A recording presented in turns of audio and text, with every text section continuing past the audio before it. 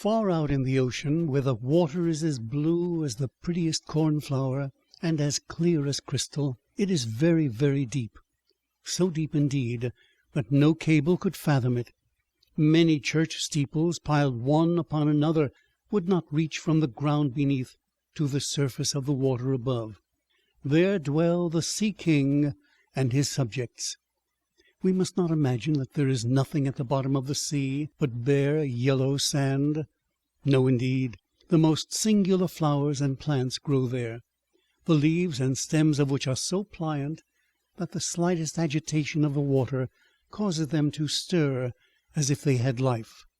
Fishes, both large and small, glide between the branches as birds fly among the trees here upon land.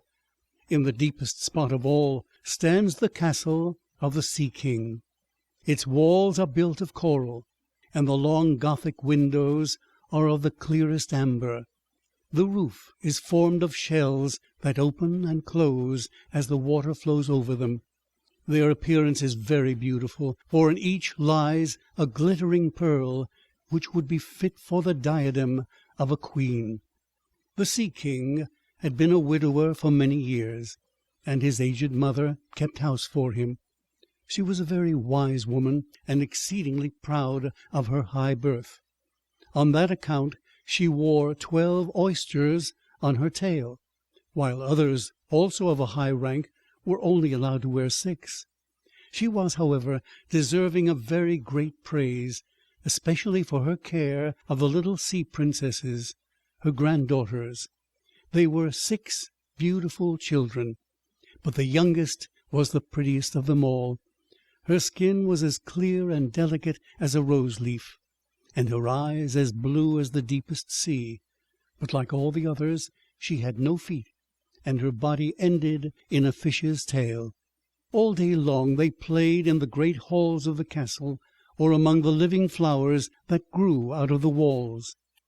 The large amber windows were open, and the fish swam in, just as the swallows fly into our houses when we open the windows, excepting that the fishes swam up to the princesses, ate out of their hands, and allowed themselves to be stroked. Outside the castle there was a beautiful garden, in which grew bright red and dark blue flowers, and blossoms like flames of fire. The fruit glittered like gold, and the leaves and stems waved to and fro continually. The earth itself was the finest sand, but blue as the flame of burning sulphur.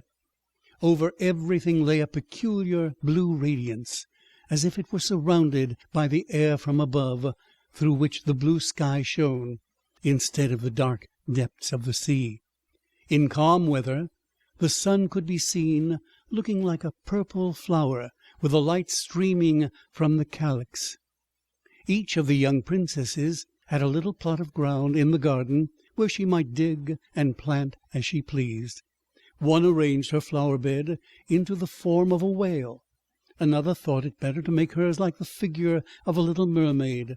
But that of the youngest was round like the sun, and contained flowers as red as his rays at sunset. She was a strange child, quiet and thoughtful, and while her sisters would be delighted with the wonderful things which they obtained from the wrecks of vessels, she cared for nothing but her pretty red flowers, like the sun, excepting a beautiful marble statue.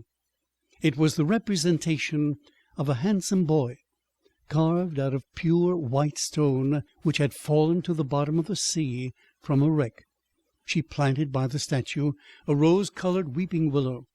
It grew splendidly, and very soon hung its fresh branches over the statue almost down to the blue sands. The shadow had a violet tint, and waved to and fro like the branches.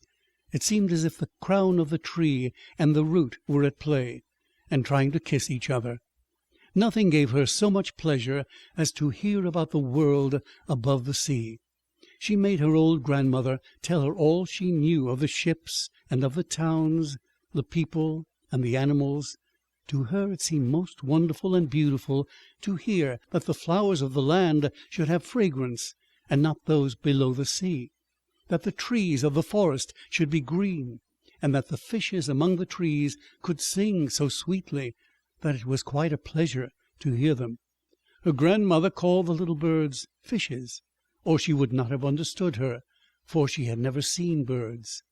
"When you have reached your 15th year," said the grandmother, "you will have permission to rise up out of the sea, to sit on the rocks in the moonlight while the great ships are sailing by, and then you will see both forests and towns."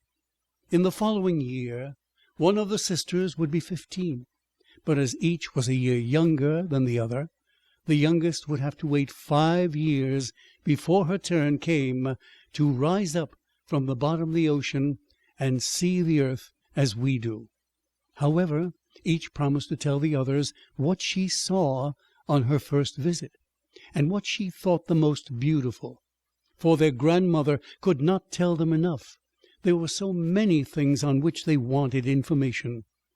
None of them longed so much for her turn to come as the youngest, she who had the longest time to wait, and who was so quiet and thoughtful. Many nights she stood by the open window, looking up through the dark blue water, and watching the fish as they splashed about with their fins and tails. She could see the moon and stars shining faintly, but through the water they looked larger than they do to our eyes.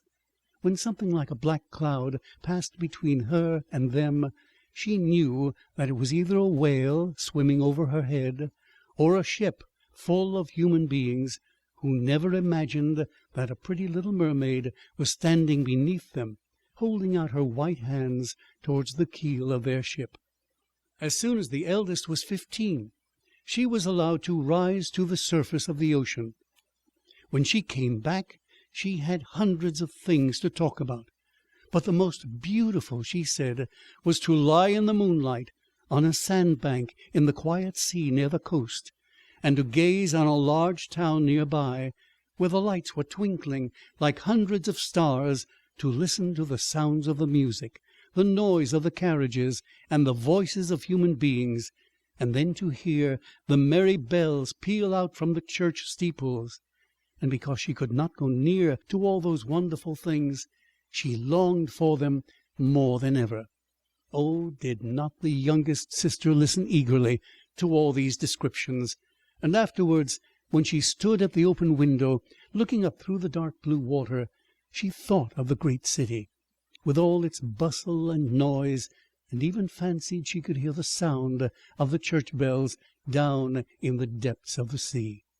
In another year the second sister received permission to rise to the surface of the water, and to swim about where she pleased. She rose just as the sun was setting, and this, she said, was the most beautiful sight of all.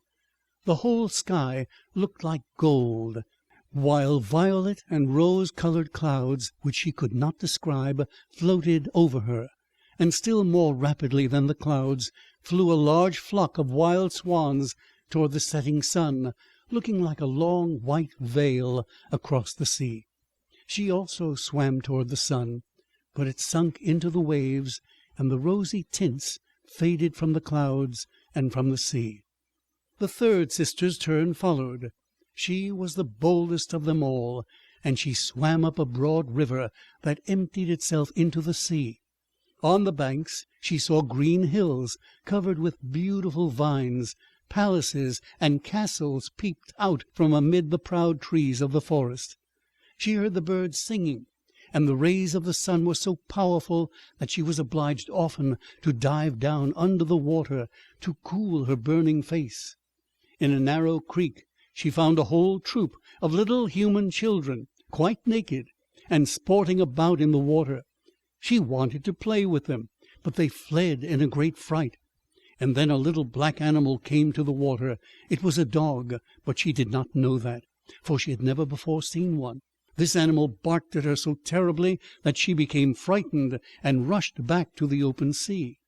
But she said she should never forget the beautiful forest, the green hills, and the pretty little children who could swim in the water, although they had not fishes' tails. The fourth sister was more timid. She remained in the midst of the sea, but she said it was quite as beautiful there as nearer the land. She could see for many miles around her, and the sky above looked like a bell of glass. She had seen the ships, but at such a great distance that they looked like seagulls. The dolphins sported in the waves, and the great whales spouted water from their nostrils till it seemed as if 100 fountains were playing in every direction. The 5th sister's birthday occurred in the winter, so when her turn came she saw what the others had not seen the first time they went up. The sea looked quite green, and large icebergs were floating about, each like a pearl, she said, but larger and loftier than the churches built by men. They were of the most singular shapes, and glittered like diamonds. She had seated herself upon one of the largest, and let the wind play with her long hair, and she remarked that all the ships sailed by rapidly, and steered as far away as they could from the iceberg, as if they were afraid of it. Towards evening, as the sun went down, dark clouds covered the sky, the thunder rolled, and the lightning flashed, and the red light glowed on the icebergs as they rocked and tossed on the heaving sea. On all the ships the sails were reefed with fear and trembling, while she sat calmly on the floating iceberg, watching the blue lightning as it darted its forked flashes into the sea. When first the sisters had permission to rise to the surface, they were each delighted with the new and beautiful sights they saw. But now, as grown-up girls, they could go when they pleased, and they had become indifferent about it. They wished themselves back again in the water, and after a month had passed, they said it was much more beautiful down below, and pleasanter to be at home. Yet often in the evening hours the 5 sisters would twine their arms round each other and rise to the surface in a row. They had more beautiful voices than any human being could have, and before the approach of a storm, and when they expected a ship would be lost, they swam before the vessel and sang sweetly of the delights to be found in the depths of the sea, and begging the sailors not to fear if they sank to the bottom. But the sailors could not understand the song. They took it for the howling of the storm, and these things were never to be beautiful for them, for if the ship sank, the men were drowned, and their dead bodies alone reached the palace of the Sea King. When the sisters rose arm in arm through the waters in this way, their youngest sister would stand quite alone, looking after them, ready to cry, only that the mermaids have no tears, and therefore they suffer more.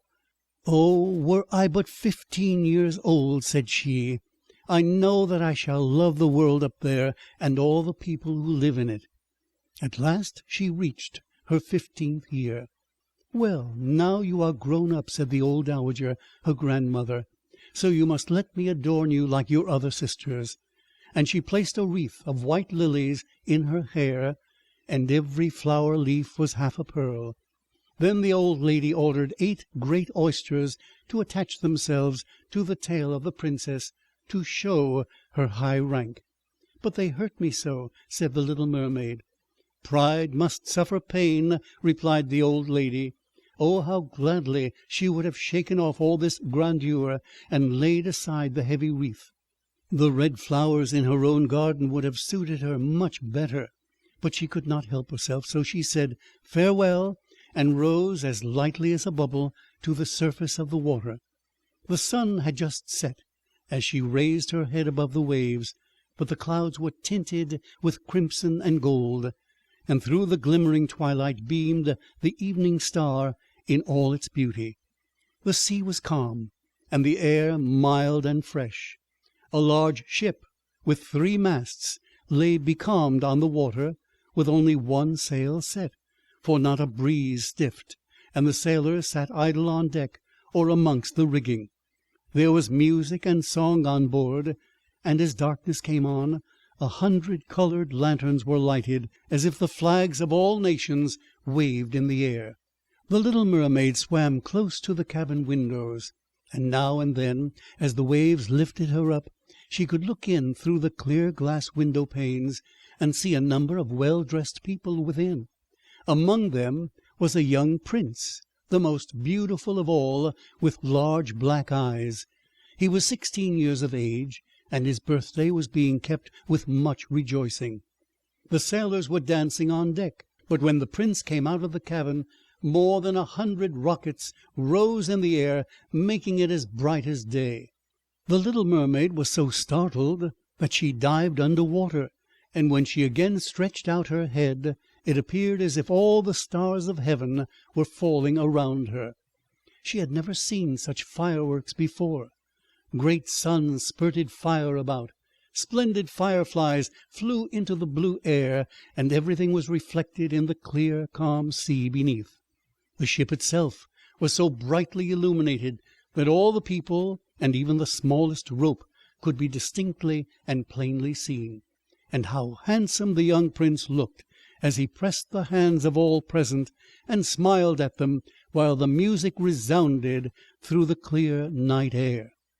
It was very late, yet the little mermaid could not take her eyes from the ship or from the beautiful prince. The colored lanterns had been extinguished. No more rockets rose in the air, and the cannon had ceased firing, but the sea became restless, and a moaning, grumbling sound could be heard beneath the waves. Still the little mermaid remained by the cabin window, rocking up and down on the water, which enabled her to look in. After a while the sails were quickly unfurled, and the noble ship continued her passage. But soon the waves rose higher. Heavy clouds darkened the sky, and lightning appeared in the distance. A dreadful storm was approaching. Once more the sails were reefed, and the great ship pursued her flying course over the raging sea. The waves rose mountains high, as if they would have overtopped the mast, but the ship dived like a swan between them, and then rose again on their lofty foaming crests. To the little mermaid this appeared pleasant sport. Not so to the sailors. At length the ship groaned and creaked. The thick planks gave way under the lashing of the sea as it broke over the deck. The mainmast snapped asunder like a reed. The ship lay over on her side, and the water rushed in.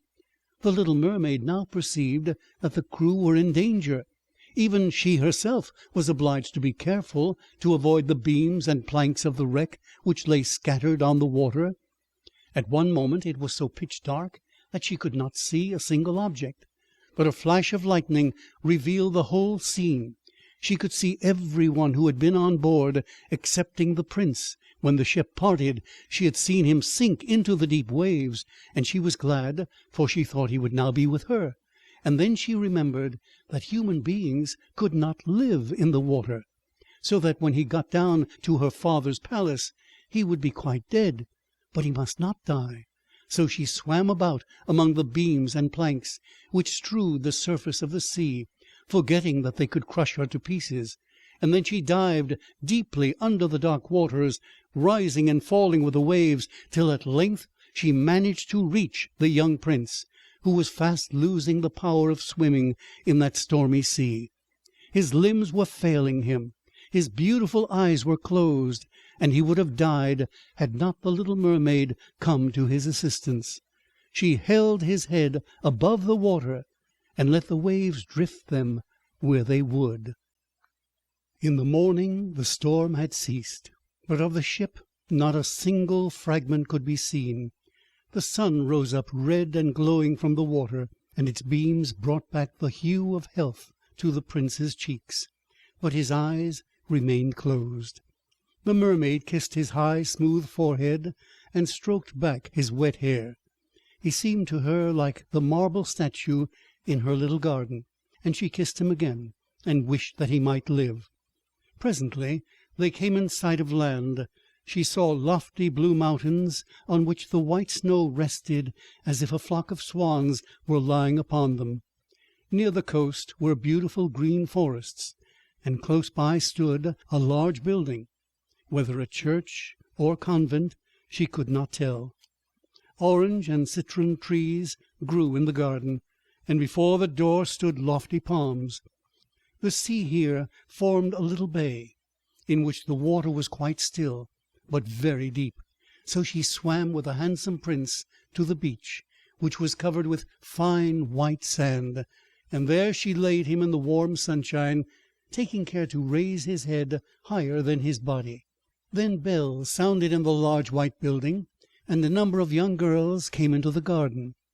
The little mermaid swam out farther from the shore, and placed herself between some high rocks that rose out of the water, and then she covered her head and neck with the foam of the sea, so that her little face might not be seen, and watched to see what would become of the poor prince. She did not wait long before she saw a young girl approach the spot where he lay. She seemed frightened at first, but only for a moment, and then she fetched a number of people, and the mermaid saw that the prince came to life again, and smiled upon those who stood round him. But to her he sent no smile. He knew not that she had saved him, and this made her very unhappy, and when he was led away into the great building, she dived down sorrowfully into the water, and returned to her father's castle. She had always been silent and thoughtful, and now she was more so than ever. Her sisters asked her what she had seen during her first visit to the surface of the water, but she would tell them nothing. Many an evening and morning did she rise to the place where she had left the prince. She saw the fruits in the garden ripen till they were gathered, the snow on the tops of the mountains melt away, but she never saw the prince, and therefore she returned home always more sorrowful than before. It was her only comfort to sit in her own little garden, and fling her arm round the beautiful marble statue which was like the prince. But she gave up tending her flowers, and they grew in wild confusion over the paths, twining their long leaves and stems round the branches of the trees, so that the whole place became dark and gloomy. At length she could bear it no longer, and told one of her sisters all about it. Then the others heard the secret, and very soon it became known to two mermaids, whose intimate friend happened to know who the prince was. She had also seen the festival on board ship, and she told them where the prince came from, and where his palace stood. "Come, little sister," said the other princesses. Then they entwined their arms, and rose up in a long row to the surface of the water, close by the spot where they knew the prince's palace stood. It was built of bright yellow shining stone, with long flights of marble steps, one of which reached quite down to the sea. Splendid gilded cupolas rose over the roof, and between the pillars that surrounded the whole building stood lifelike statues of marble. Through the clear crystal of the lofty windows could be seen noble rooms, with costly silk curtains and hangings of tapestry, while the walls were covered with beautiful paintings, which were a pleasure to look at. In the centre of the largest saloon, a fountain threw its sparkling jets high up into the glass cupolas of the ceiling, through which the sun shone down upon the water and upon the beautiful plants growing round the basin of the fountain. Now that she knew where he lived, she spent many an evening and many a night on the water near the palace. She would swim much nearer the shore than any of the others ventured to do. Indeed, once she went quite up the narrow channel under the marble balcony, which threw a broad shadow on the water. Here she would sit and watch the young prince, who thought himself quite alone in the bright moonlight. She saw him many times of an evening, sailing in a pleasant boat, with music playing and flags waving. She peeped out from among the green rushes, and if the wind caught her long silvery white veil, those who saw it believed it to be a swan spreading out its wings. On many a night, too, when the fishermen with their torches were out at sea, she heard them relate so many good things about the doings of the young prince, that she was glad she had saved his life when he had been tossed about half dead on the waves. And she remembered that his head had rested on her bosom, and how heartily she had kissed him. But he knew nothing of all this, and could not even dream of her. She grew more and more fond of human beings, and wished more and more to be able to wander about with those whose worlds seemed to be so much larger than her own. They could fly over the sea in ships, and mount the high hills which were far above the clouds, and the lands they possessed, Their woods and their fields stretched far away beyond the reach of her sight. There was so much that she wished to know, and her sisters were unable to answer all of her questions. Then she applied to her old grandmother, who knew all about the upper world, which she very rightly called the lands above the sea. "If human beings are not drowned," asked the little mermaid, "can they live forever? Do they never die as we do here in the sea?" "Yes," replied the old lady, "they must also die, and their term of life is even shorter than ours. We sometimes live to 300 years, but when we cease to exist here, we only become the foam on the surface of the water, and we have not even a grave down here of those we love. We have not immortal souls. We shall never live again. But, like the green seaweed, when once it has been cut off, we can never flourish more. Human beings, on the contrary, have a soul which lives forever, lives after the body has been turned to dust. It rises up through the clear, pure air beyond the glittering stars. As we rise out of the water and behold all the land of the earth, so do they rise to unknown and glorious regions which we shall never see." "Why have not we an immortal soul?" asked the little mermaid mournfully.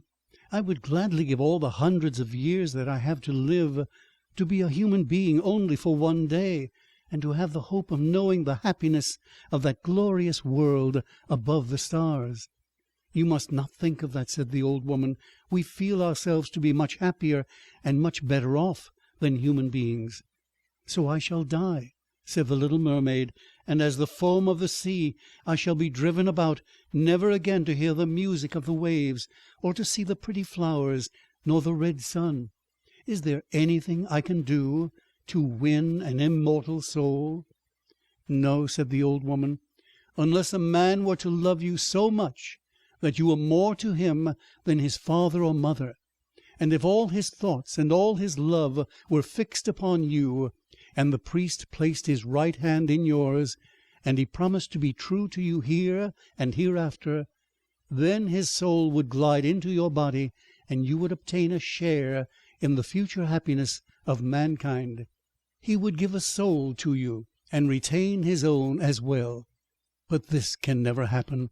Your fish's tail, which amongst us is considered so beautiful, is thought on earth to be quite ugly.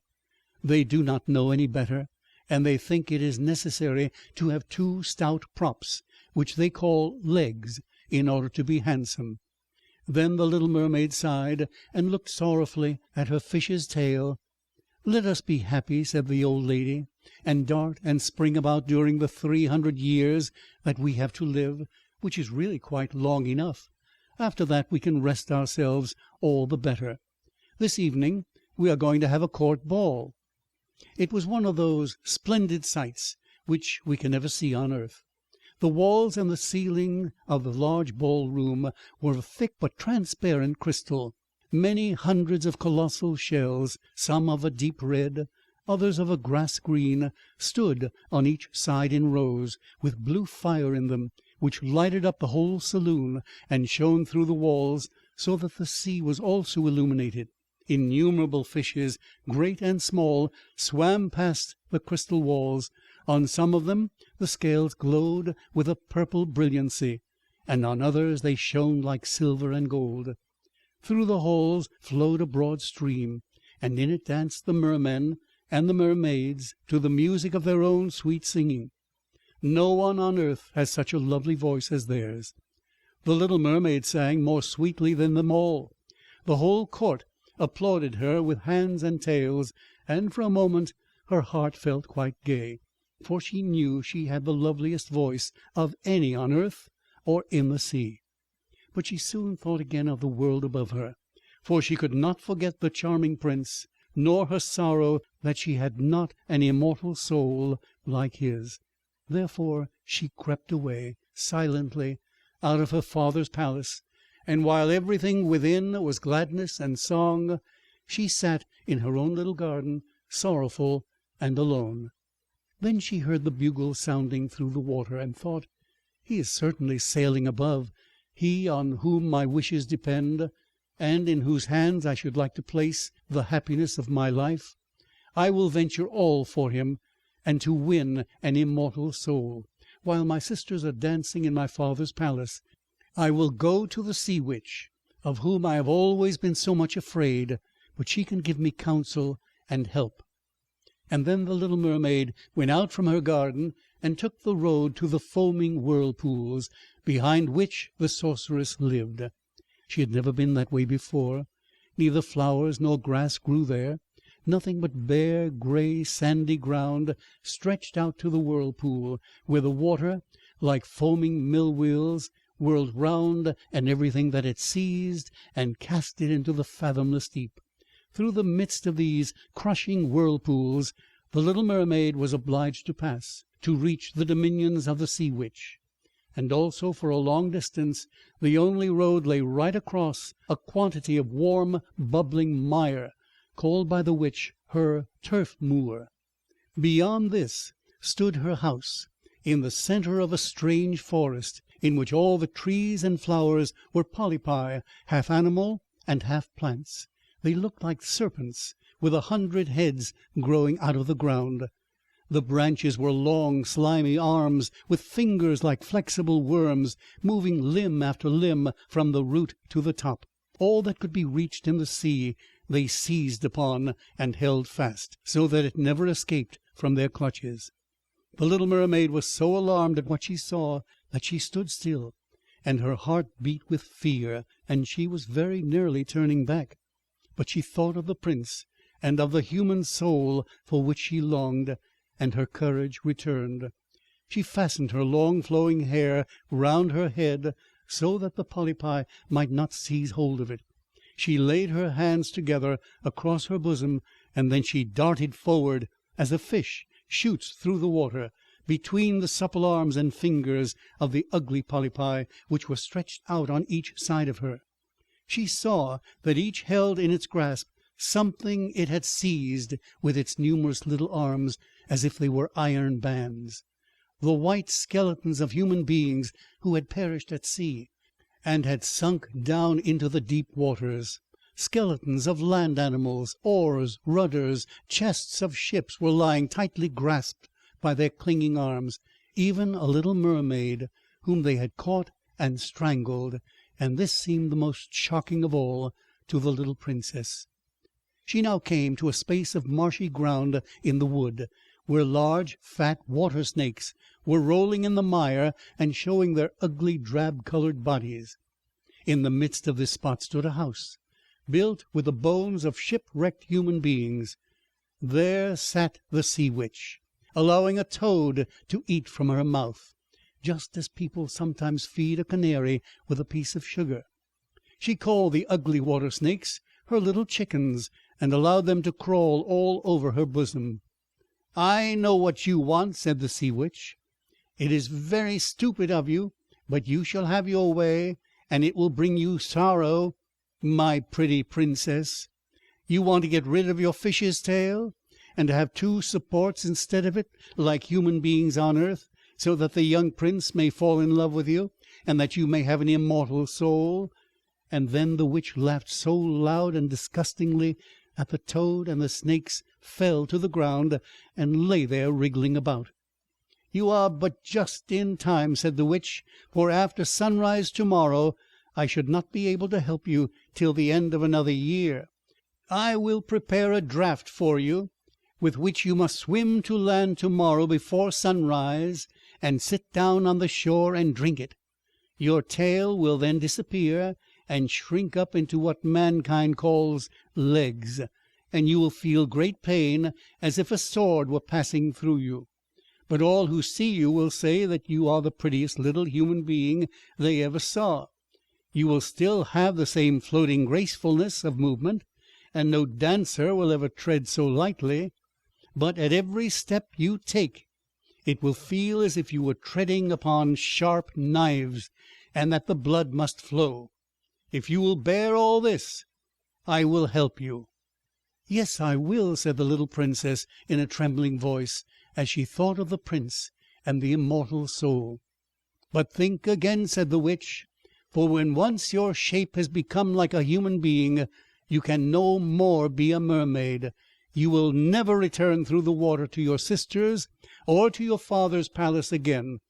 And if you do not win the love of the prince, so that he is willing to forget his father and mother for your sake, and to love you with his whole soul, and allow the priest to join your hands that you may be man and wife, then you will never have an immortal soul. The first morning after he marries another, your heart will break, and you will become foam on the crest of the waves." "I will do it," said the little mermaid, and she became pale as death. "But I must be paid also," said the witch, "and it is not a trifle that I ask. You have the sweetest voice of any who dwell here in the depths of the sea, and you believe that you will be able to charm the prince with it also. But this voice you must give to me. The best thing you possess will I have for the price of my draught. My own blood must be mixed with it, that it may be as sharp as a two-edged sword." "But if you take away my voice," said the little mermaid, "what is left for me?" "Your beautiful form, your graceful walk, and your expressive eyes. Surely with these you can enchain a man's heart. Well, have you lost your courage? Put out your little tongue, that I may cut it off as my payment. Then you shall have the powerful draught." "It shall be," said the little mermaid. Then the witch placed her cauldron on the fire to prepare the magic draught. "Cleanliness is a good thing," said she, scouring the vessels with snakes, which she had tied together in a large knot, and then she pricked herself in the breast, and let the black blood drop into it. The steam that rose formed itself into such horrible shapes that no one could look at them without fear. Every moment the witch threw something else into the vessel, and when it began to boil, the sound was like the weeping of a crocodile. When at last the magic draught was ready, it looked like the clearest water. "There it is for you," said the witch. Then she cut off the mermaid's tongue, so that she became dumb, and would never again speak or sing. "If the polypi should seize hold of you as you return through the wood," said the witch, "throw over them a few drops of the potion, and their fingers will be torn into 1,000 pieces." But the little mermaid had no occasion to do this, for the polypi sprang back in terror when they caught sight of the glittering draught, which shone in her hand like a twinkling star. And so she passed quickly through the wood and the marsh, and between the rushing whirlpools. She saw that in her father's palace the torches in the ballroom were extinguished, and all within asleep. But she did not venture to go into them, for now she was dumb, and going to leave them for ever. She felt as if her heart would break. She stole into the garden, took a flower from the flower beds of each of her sisters, kissed her hand 1,000 times towards the palace, and then rose up through the dark blue waters. The sun had not risen when she came into sight of the prince's palace, and approached the beautiful marble steps, but the moon shone clear and bright. Then the little mermaid drank the magic draught, and it seemed as if a two-edged sword went through her delicate body. She fell into a swoon, and lay like one dead. When the sun arose and shone over the sea, she recovered, and felt a sharp pain. But just before her stood the handsome young prince. He fixed his coal-black eyes upon her so earnestly that she cast down her own, and then became aware that her fish's tail was gone, and that she had as pretty a pair of white legs and tiny feet as any little maiden could have. But she had no clothes, so she wrapped herself in her long thick hair. The prince asked her who she was, and where she came from, and she looked at him mildly and sorrowfully with her deep blue eyes, but she could not speak. Every step she took was as the witch had said it would be. She felt as if treading upon the points of needles or sharp knives, but she bore it willingly, and stepped as lightly by the prince's side as a soap bubble, so that he and all who saw her wondered at her graceful swaying movements. She was very soon arrayed in costly robes of silk and muslin, and was the most beautiful creature in the palace. but she was dumb, and could neither speak nor sing. Beautiful female slaves, dressed in silk and gold, stepped forward and sang before the prince and his royal parents. One sang better than all the others, and the prince clapped his hands and smiled at her. This was a great sorrow to the little mermaid. She knew how much more sweetly she herself could sing once, and she thought, "Oh, if he could only know that I have given away my voice forever to be with him." The slaves next performed some pretty fairy-like dances to the sound of beautiful music. Then the little mermaid raised her lovely white arms, stood on the tips of her toes, and glided over the floor, and danced as no one yet had been able to dance. At each movement her beauty became more revealed, and her expressive eyes appealed more directly to the heart than the songs of the slaves. Every one was enchanted, especially the prince, who called her his little foundling, and she danced again quite readily to please him, though each time her foot touched the floor it seemed as if she trod on sharp knives. The prince said she should remain with him always, and she received permission to sleep at his door on a velvet cushion. He had a page's dress made for her, that she might accompany him on horseback. They rode together through the sweet-scented woods, where the green boughs touched their shoulders, and the little birds sang among the fresh leaves. She climbed with the prince to the tops of high mountains, and although her tender feet bled so that even her steps were marked, she only laughed and followed him till they could see the clouds beneath them, looking like a flock of birds travelling to distant lands. While at the prince's palace, and when all the household were asleep, she would go and sit on the broad marble steps, for it eased her burning feet to bathe them in the cold sea water, and then she thought of all those below in the deep. Once during the night her sisters came up arm in arm, singing sorrowfully as they floated on the water. She beckoned to them, and then they recognized her, and told her how she had grieved them.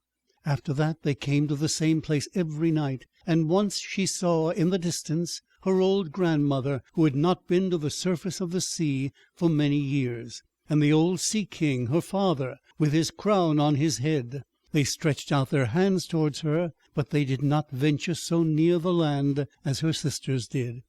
As the days passed, she loved the prince more fondly, and he loved her as he would love a little child, but it never came into his head to make her his wife yet. Unless he married her, she could not receive an immortal soul, and on the morning after his marriage with another, she would dissolve into the foam of the sea. "Do you not love me the best of them all?" the eyes of the little mermaid seemed to say, when he took her in his arms and kissed her fair forehead. "Yes, you are dear to me," said the prince, "for you have the best heart, and you are the most devoted to me. You are like a young maiden whom I once saw, but whom I shall never meet again. I was in a ship that was wrecked, and the waves cast me ashore near a holy temple where several young maidens performed the service. The youngest of them found me on the shore and saved my life. I saw her but twice, and she is the only one in the world whom I could love. But you are like her, and you have almost driven her image out of my mind. She belongs to the holy temple, and my good fortune has sent you to me instead of her, and we will never part." "Ah, he knows not that it was I who saved his life," thought the little mermaid. "I carried him over the sea to the wood where the temple stands. I sat beneath the foam and watched till the human beings came to help him. I saw the pretty maiden that he loves better than he loves me." And the mermaid sighed deeply, but she could not shed tears. "He says the maiden belongs to the holy temple. Therefore she will never return to the world. They will meet no more, while I am by his side and see him every day. I will take care of him and love him and give up my life for his sake." Very soon it was said that the prince must marry, and that the beautiful daughter of a neighbouring king would be his wife, for a fine ship was being fitted out. Although the prince gave out that he merely intended to pay a visit to the king, it was generally supposed that he really went to see his daughter. A great company were to go with him. The little mermaid smiled and shook her head. She knew the prince's thoughts better than any of the others. "I must travel," he said to her. "I must see this beautiful princess. My parents desire it, but they will not oblige me to bring her home as my bride. I cannot love her. She is not like the beautiful maiden in the temple whom you resemble. If I were forced to choose a bride, I would rather choose you, my dumb foundling, with those expressive eyes." And then he kissed her rosy mouth, played with her long waving hair, and laid his head on her heart, while she dreamed of human happiness and an immortal soul. "You are not afraid of the sea, my dumb child," said he, as they stood on the deck of the noble ship which was to carry them to the country of the neighboring king. And then he told her of storm and of calm, of strange fishes in the deep beneath them, and of what the divers had seen there. And she smiled at his descriptions, for she knew better than any one what wonders were at the bottom of the sea. In the moonlight, when all on board were asleep, excepting the man at the helm who was steering, she sat on the deck, gazing down through the clear water. She thought she could distinguish her father's castle, and upon it her aged grandmother, with a silver crown on her head, looking through the rushing tide at the keel of the vessel. Then her sisters came up on the waves and gazed at her mournfully, wringing their white hands. She beckoned to them and smiled, and wanted to tell them how happy and well off she was, but the cabin boy approached, and when her sisters dived down, he thought it was only the foam of the sea which he saw.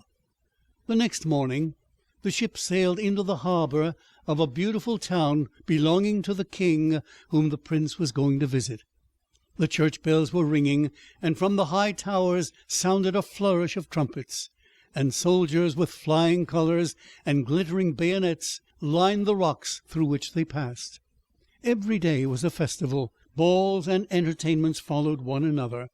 But the princess had not yet appeared. People said that she was being brought up and educated in a religious house, where she was learning every royal virtue. At last she came.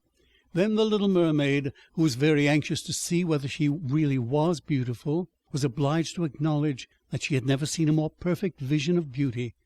Her skin was delicately fair, and beneath her long dark eyelashes her laughing blue eyes shone with truth and purity. "It was you," said the prince, "who saved my life when I lay dead on the beach," and he folded his blushing bride in his arms. "Oh, I am too happy," said he to the little mermaid. "My fondest hopes are all fulfilled. You will rejoice at my happiness, for your devotion to me is great and sincere." The little mermaid kissed his hand, and felt as if her heart were already broken. His wedding morning would bring death to her, and she would change into the foam of the sea. All the church bells rung, and the heralds rode about the town proclaiming the betrothal. Perfumed oil was burning in costly silver lamps on every altar. The priests waved the censers, while the bride and bridegroom joined their hands and received the blessing of the bishop. The little mermaid, dressed in silk and gold, held up the bride's train, but her ears heard nothing of the festive music, and her eyes saw not the holy ceremony. She thought of the night of death which was coming to her, and of all she had lost in the world. On the same evening the bride and bridegroom went on board ship. Cannons were roaring, flags waving, and in the centre of the ship a costly tent of purple and gold had been erected. It contained elegant couches for the reception of the bridal pair during the night. The ship, with swelling sails and a favourable wind, glided away smoothly and lightly over the calm sea. When it grew dark, a number of coloured lamps were lit, and the sailors danced merrily on the deck. The little mermaid could not help thinking of her first rising out of the sea, when she had seen similar festivities and joys, and she joined in the dance, poised herself in the air as a swallow when he pursues his prey, and all present cheered her with wonder. She had never danced so elegantly before. Her tender feet felt as if cut with sharp knives, but she cared not for it. A sharper pang had pierced through her heart. She knew this was the last evening she should ever see the prince, for whom she had forsaken her kindred and her home. She had given up her beautiful voice, and suffered unheard of pain daily for him, while he knew nothing of it. This was the last evening that she would breathe the same air with him, or gaze on the starry sky and the deep sea. An eternal night without a thought or a dream awaited her. She had no soul, and now she could never win one. All was joy and gaiety on board ship till long after midnight. She laughed and danced with the rest, while the thoughts of death were in her heart. The prince kissed his beautiful bride, while she played with his raven hair, till they went arm in arm to rest in the splendid tent. Then all became still on board the ship. The helmsman, alone awake, stood at the helm. The little mermaid leaned her white arms on the edge of the vessel, and looked towards the east for the first blush of morning, for that first ray of dawn would bring her death. She saw her sisters rising out of the flood. They were as pale as herself, but their long beautiful hair waved no more in the wind, and had been cut off. "We have given our hair to the witch," said they, "to obtain help for you, that you may not die tonight. She has given us a knife. Here it is. See, it is very sharp. Before the sun rises, you must plunge it into the heart of the prince. When the warm blood falls upon your feet, they will grow together again and form into a fish's tail, and you will be once more a mermaid, and return to us to live out your 300 years before you die and change into the salt sea foam. Haste, then. He or you must die before sunrise. Our old grandmother moans so for you that her white hair is falling off from sorrow, as ours fell under the witch's scissors. Kill the prince and come back. Hasten. Do you not see the first red streaks in the sky? In a few minutes the sun will rise, and you must die." And then they sighed deeply and mournfully, and sank down beneath the waves. The little mermaid drew back the crimson curtain of the tent, and beheld the fair bride with her head resting on the prince's breast. She bent down and kissed his fair brow, then looked at the sky, on which the rosy dawn grew brighter and brighter, and then she glanced at the sharp knife, and again fixed her eyes on the prince, who whispered the name of his bride in his dreams. She was in his thoughts, and the knife trembled in the hand of the little mermaid, and then she flung it far away from her into the waves. The water turned red where it fell, and the drops that spurted up looked like blood. She cast one more lingering, half-fainting glance at the prince, and then threw herself from the ship into the sea, and thought her body was dissolving into foam. The sun rose above the waves, and his warm rays fell on the cold foam of the little mermaid, who did not feel as if she were dying. She saw the bright sun, and all around her floated hundreds of transparent, beautiful beings. She could see through them the white sails of the ship, and the red clouds in the sky. Their speech was melodious, but too ethereal to be heard by mortal ears, as they were also unseen by mortal eyes. The little mermaid perceived that she had a body like theirs, and that she continued to rise higher and higher out of the foam. "Where am I?" asked she, and her voice sounded ethereal, as the voice of those who were with her. No earthly music could imitate it. "Among the daughters of the air," answered one of them.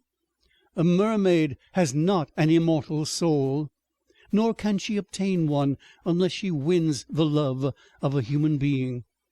On the power of another hangs her eternal destiny.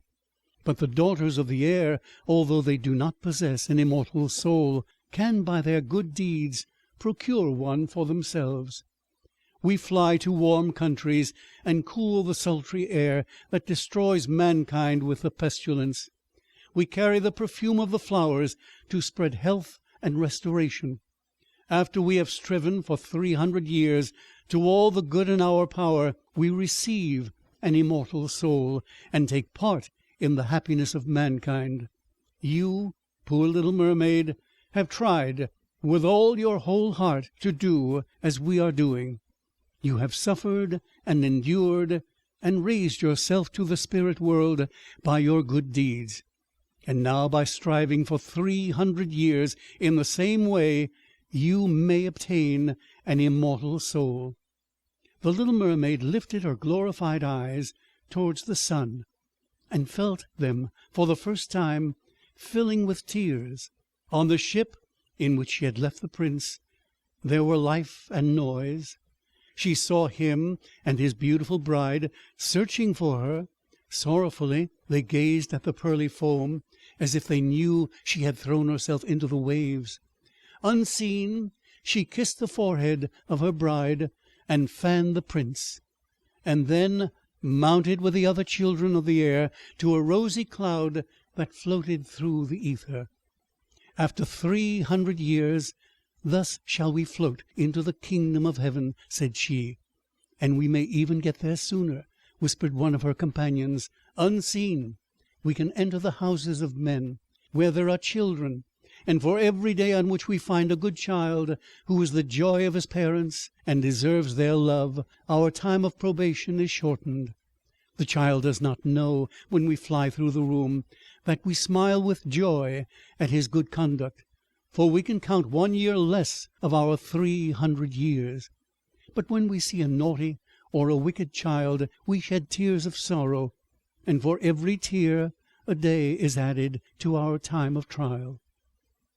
End of The Little Mermaid,